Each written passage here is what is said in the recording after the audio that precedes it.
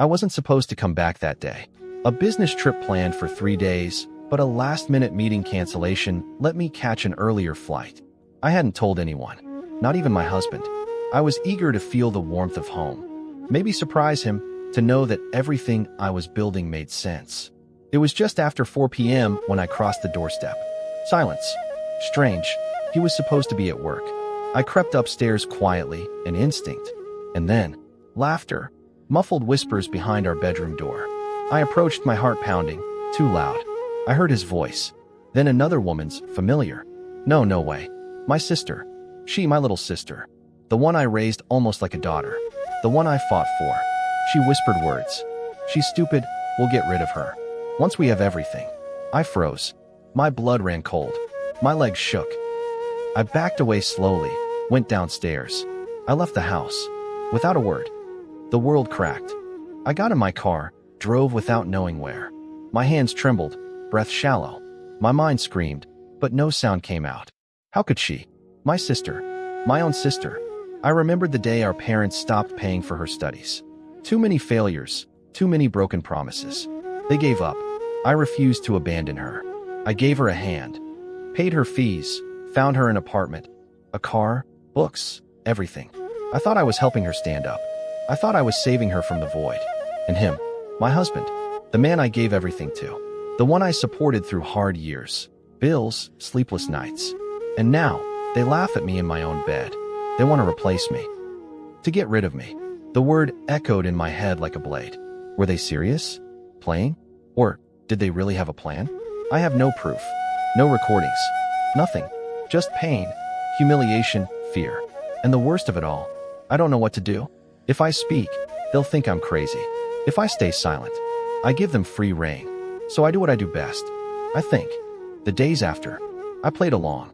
I came home acting like nothing happened. A forced smile, a soft voice. My sister hugged me. She laughed, said she missed me. Spent the afternoon at home because the Wi-Fi was faster. My husband came down minutes later. Clean shirt, subtle cologne, natural smile. Too natural. I watched them. The way they talked, looked at each other. Small silences, avoided gazes, knowing smiles. I saw everything I didn't want to see. But I couldn't say anything. Not yet. I had to understand how far they'd gone. How long it had lasted. What they really planned. So I snooped. At night, when everyone slept. In the morning, when my sister left for college. I checked her bag, her notes, her planner.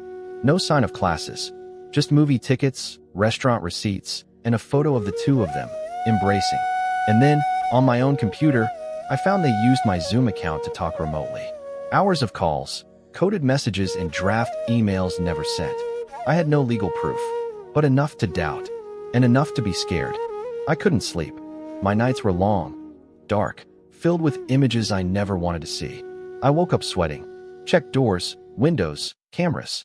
Yes, I'd installed a hidden camera in the kitchen, another in the living room, one more behind a fake book in my office library. I was paranoid, but how not to be? They lived under my roof.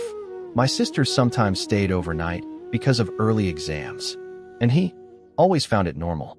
I watched their moves, listened to their talks when I wasn't there. They whispered, sometimes English, sometimes Spanish, but some words repeated: wills, insurance, accident. I was no longer their sister, no longer their wife. I'd become an obstacle, a target. Yet every morning, I smiled, made coffee, asked how they were. I pretended, like them, but each day brought one certainty. I couldn't face them alone. I wanted to tell my best friend first. But how to explain such a thing? Who would believe me? My sister was sweet, gentle, a little lost, but never seen as malicious. And my husband, the perfect man, holding his wife's hand at the supermarket, smiling at neighbors. I feared looking crazy, or worse, jealous. So I changed tactics. I hired a private detective, discreet, experienced, showed him what I'd found. He agreed to investigate. Meanwhile, I kept playing my role. My sister asked me for money to pay registration fees. I said yes. She kissed me on the cheek. A cold kiss. My husband brought home a necklace. A sudden, useless gift. I accepted with a smile, but inside, I burned.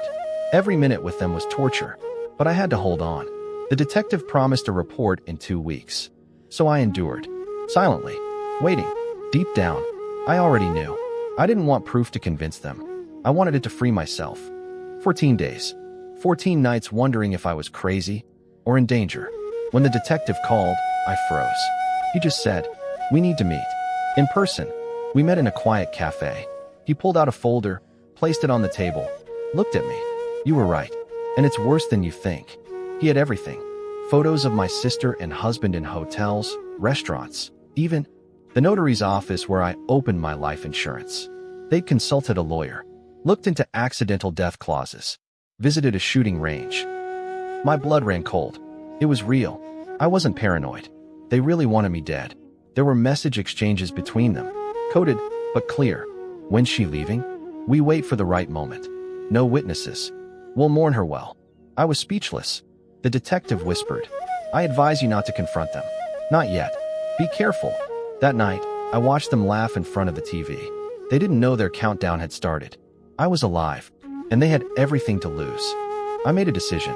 I didn't just want to run away. I wanted to catch them at their own game. For that, I needed a scene, a trap, a finale. I called my parents, told them I wanted a family dinner. My sister would be there, my husband too. The detective helped me hide microphones in the living room, kitchen, even the bathroom. The plan was simple: make them talk, slip up, lower their guard. Dinner day came. I stayed calm, smiling, almost joyful. Told childhood stories, laughed at their jokes, poured wine. My sister wore the dress I'd given her. Ironic. My husband looked at me with fake tenderness. Near the end, I left them alone for a few minutes. Just enough to talk. And they did. The detective, parked outside, heard everything. My sister whispered, "She's too happy. This will be perfect." And he said, "It'll be quick. A fall down the stairs, no questions asked." I smiled in the shadows. They thought they'd won. But that night, they signed their own sentence. The next morning, I sent an email. A link. Proof. Poison. To my parents. Close friends. My lawyer. The recordings, photos, messages. I carefully explained everything. The lies. The manipulation. The plan. I left the house right after clicking send. Left them sleeping. Said nothing. No words. No looks. An hour later, phones rang everywhere. My parents, furious, knocked on their door. My sister, shaking, opened. And then, the mask fell. Screams. Insults. Tears. My husband tried to deny, but proof was there. Strong. Cruel. Indisputable. I watched from afar. From my car. No place left for their play. They weren't family anymore. Nothing. And me? I was free. Finally, the following days were strange. Quiet, silent, almost too much. I woke without fear. Walked without looking back. My sister was disowned by my parents. They cut ties. Too ashamed, too hurt. My husband, or rather, my ex-husband, lost everything. Reputation, job, and me, of course. I left him nothing. Not a word. I filed for divorce. Cold. Fast. Unassailable. He begged. Cried. Tried to make me believe he was manipulated. But I'm no fool. No room left for their lies. I rebuilt slowly. Therapy, travel, and solitude, this time chosen. Sometimes I thought about my sister. Wondered if she regretted. Then I decided not to think about her. Some ties aren't meant to be mended. 6 months later, I got a letter. Shaky handwriting. No address. No name. But I recognized it immediately. My sister. She wrote from a psychiatric hospital. Hospitalized after a suicide attempt. She said she loved me. Had lost her way. Never really wanted to kill me. She believed my husband loved her. And that he pushed her into everything. She asked for forgiveness. Not to meet again. But to live with herself. I didn't reply.